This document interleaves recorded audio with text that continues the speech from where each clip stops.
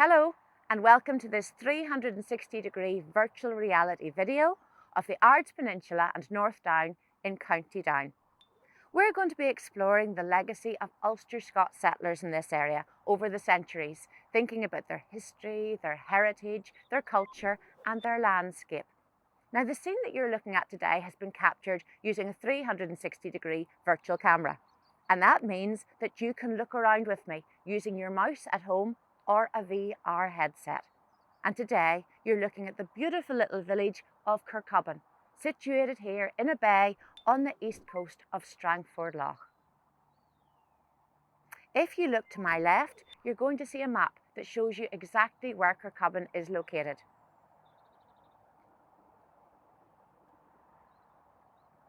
So the origins of Scottish settlement in this area lie with a man called Alexander Bailey, and he came from Wigtonshire in Scotland.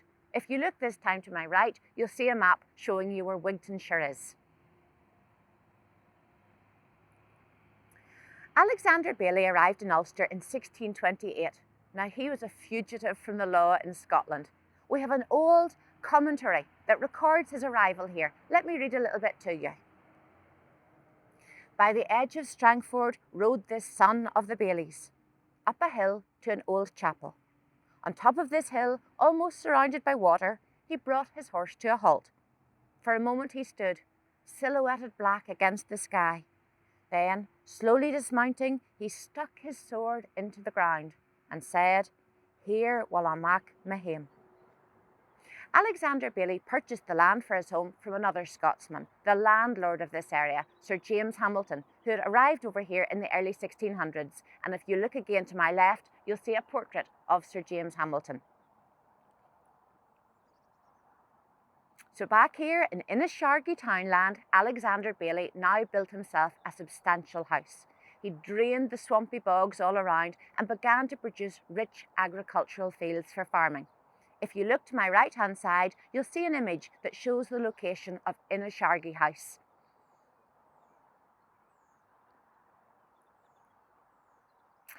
The Bailey family remained influential here in this area for several generations, and it was actually the great-great-grandson of Alexander, James Bailey, who established the village of Kircubbin that we see here in 1769. He built the little houses, he invited in Ulster-Scots settlers, and he also developed this old stone pier or harbour that we're standing on. Now, if you could imagine back in the day, a lot of great wooden sailing ships would have tied up using these old capstans on the pier, importing and exporting goods. This was a busy and thriving little area. James Bailey obtained permission to hold 4 annual fairs here and a series of weekly markets. Some of the goods that they might have been selling at those markets were straw hats and bonnets, because that was an industry which thrived here.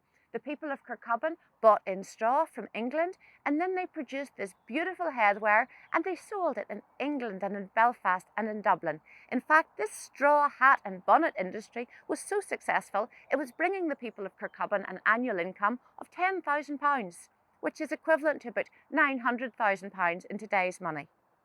They were also busy producing linen.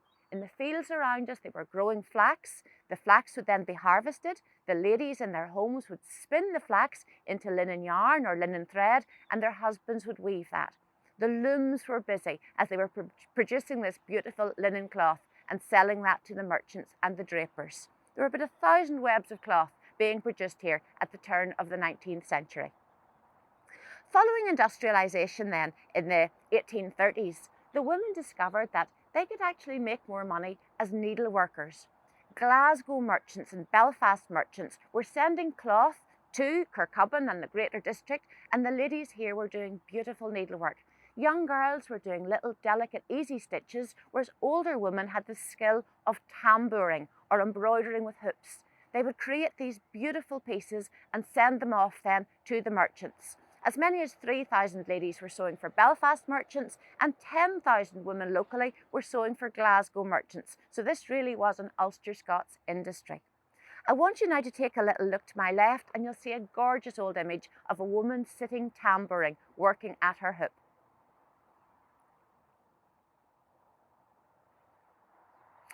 So these needleworking skills had originally arrived in the Ards Peninsula area as far back as 1606, the dawn of the Ulster-Scots.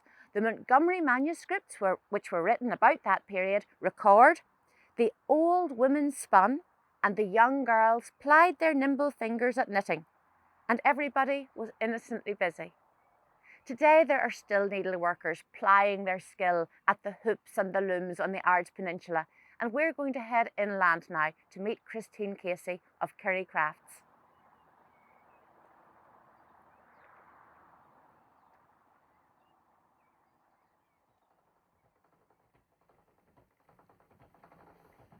So now we have come inland. We're about 4 miles from the coast here, just outside Kircubbin, in the beautiful, colourful crafts workshop of Christine Casey, who is a skilled needleworker and maker here on the Ards Peninsula. At the harbour, we were talking about how the Ulster-Scots ladies 400 years ago were plying their nimble fingers at needlework, and their skills and traditions are certainly being kept alive nowadays by Christine and others in this area. We were talking about tambouring. This is a tambour hoop I have in my hand. Christine, can you tell us a little bit more about this skill? Yes, I certainly can. This would have been the type of embroidery that, as Lolly says, would have been carried out at the time. It's basically a chain stitch. Those of you who've maybe learnt embroidery at school would remember a chain stitch, but a fairly basic piece of embroidery. And a piece of tambour work would have been made by creating outlines with the chain stitch and then filling it in with other coloured threads. I've got embroidery thread here. It could be nearly anything, because very often what was used was metallic thread, maybe with beading, to create very ornate, very often birds, plants, flowers, really beautiful pieces of embroidery. Thank you very much indeed, Christine. And of course, what is this you're doing? You're working with a spinning wheel. I'm working with a spinning wheel. It's really a very nice modern spinning wheel. There's still a few traditional wheels around, but this is a nice German wheel, a nice fresh modern one. But I have over here an example of an old traditional wheel, which is a flax wheel, which would have been the type of wheel that was used in the time period we're talking about. That wheel at the moment is dressed with flax on the distaff, which is a piece of wood in this case, that the flax is tied onto. And you'll see there's a coloured ribbon tying it on, pink ribbon. In those days, the type of ribbon, the colour of ribbon you had donated perhaps your marital status. Maidens or young ladies wanting or looking for a man would maybe have had a blue or a green ribbon, and the old married woman like me would have had a pink or a red one. So a lot of unspoken communication could be involved in these old crafts as well. As I say, that's a traditional one, possibly what they termed a parlour wheel for a slightly more affluent young lady. Nicely turned spokes on the wheel, brass fittings on it, and I see the white bits are bone, and there may be little connectors or tighteners for various parts of the wheel. But altogether, a very ornate wheel dating from the late 1800s, and as I say, would have been used within the industry at that stage. I bought it in a lovely second-hand shop in Belfast, a very unusual find. What about this piece of equipment beside it? What's this, a loom? That's a loom. Yes, no, that's a much more modern piece of equipment. This is made by a company called Ashford from New Zealand, and it's a flat pack. It just comes in a big box and you put it together. But it still is a very functional piece of equipment. What I have on it at the moment, the threads, the grey thread you can see going from front to back is the weft, and that's a hand-spun yarn. And then I'm weaving hand-spun, hand-dyed yarn as the weft thread. Eventually it'll become a scarf. When I sit down long enough and do it, it will become a scarf. So that's a loom.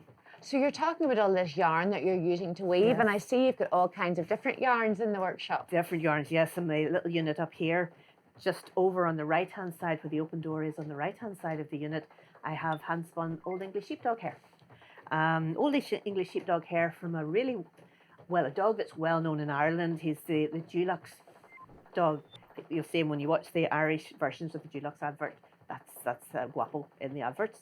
And the owner is a lovely gentleman, and I have spun wool and knit him. He has a lovely jacket and a jumper, and his wife has a dress, all spun out of their dog's hair.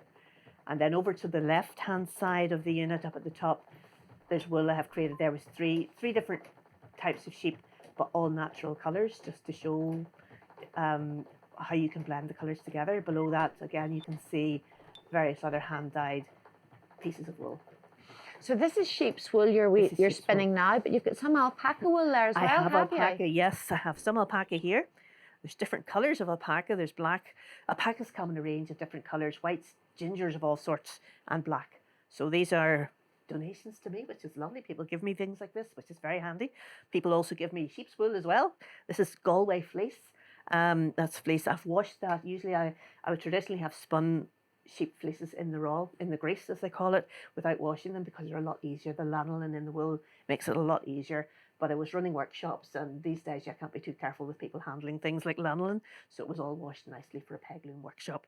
But as you can see, this that I am spinning at the moment is commercially washed and carded or combed, and when you compare it to the quality of that, you can see this is a lot easier to spin, and the spinning is more fun than the preparation. Yes. There's something really nice about sitting here in a workshop, listening to the rain outside, the gentle hum of the spinning wheel. It reconnects us with the Ulster Scots who had these very same experiences 400 years ago. If you would like to learn more about Christine's work here, you can go onto her website. You'll see that at the end of the episode. And now you might just like to have one final look around this beautiful, busy place with its wheels, its loom, its fabrics, its textiles. And then you might like to continue on some of the further episodes in this series. For now, we'll just fade out to the sound of Christine's spinning wheel.